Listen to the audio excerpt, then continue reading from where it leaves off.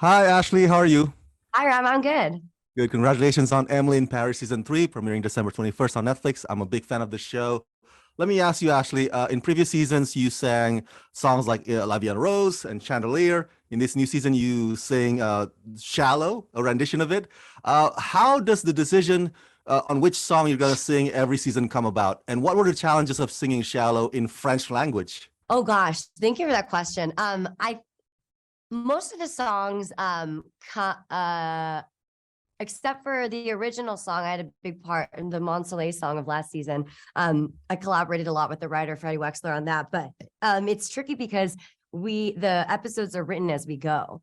So, which I think is its own magic kind of thing. But what's tricky about it is sometimes I get a script and it's like, we're going to shoot this scene next week. And oh, by the way, you're going to sing this song and it's French and it has to be good. So I think with Shallow, what was interesting about that is I was really excited about that song, not only because I love it so much, but because the lyrics really go with what's happening for the characters in the story. And I, coming from a musical theater background, I really love when I learn songs from its lyrics. And that's how I can sing with meaning and with like soul and emotion. And I think that song was so beautifully interwoven with what was happening for those characters. The only tricky thing with that, I was actually really intimidated when they said, oh, we're going to do Shallow, because it's such a popular song now, and it's so associated with Lady Gaga and Bradley Cooper, and we just know it so well. And so I'm actually both. I'm very happy that it was in French because it's totally own thing. And there's something about singing in the French language where the tones and the vowels of the French language just go so beautifully with emotional ballads. But because I like to know the meaning of what I'm singing, and I learned, I think a couple of days before we had to record it and do it, that I was doing it in French. That was pretty tricky. But luckily we have an amazing music team, Will Wells and Brienne Rose, and Kevin Diaz he was so instrumental in figuring out how to make the French really feel good while singing that song and to do it justice. And so, yeah. In addition to singing, what other of your personal attributes or qualities that you also bring into Mindy? How similar are you with Mindy?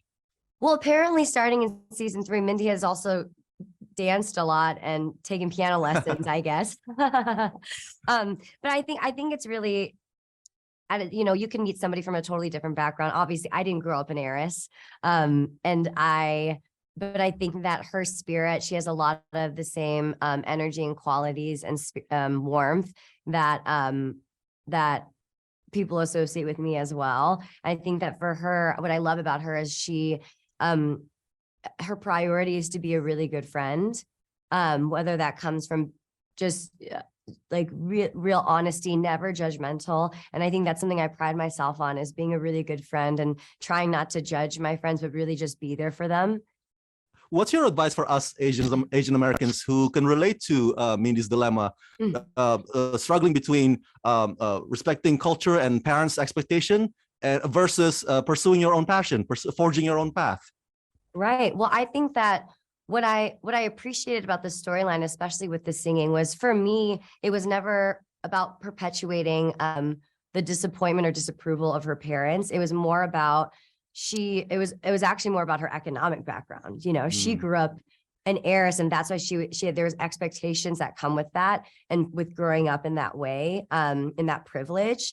And I think that she needed to figure out for herself in the same way that Nicola does in the second season. And I think that's why they connect so much.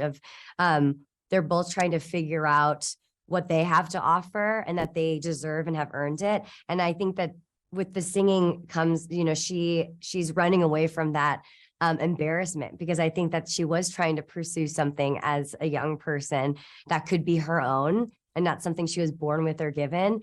And she completely falls on her face. And I think that we see how much that trauma like still lives with her, and we're watching her like brave that. It's so interesting because she's so like bold and confident in every other part of her life. But when it comes to that, I think that's where it really comes from.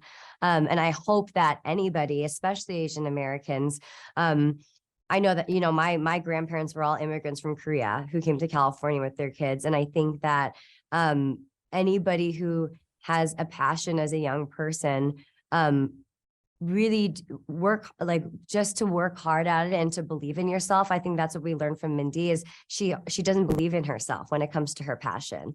And I think that if people can, as she starts to, and with the support of others, that's when you can really blossom. Ashley, thank you for talking to me and congratulations.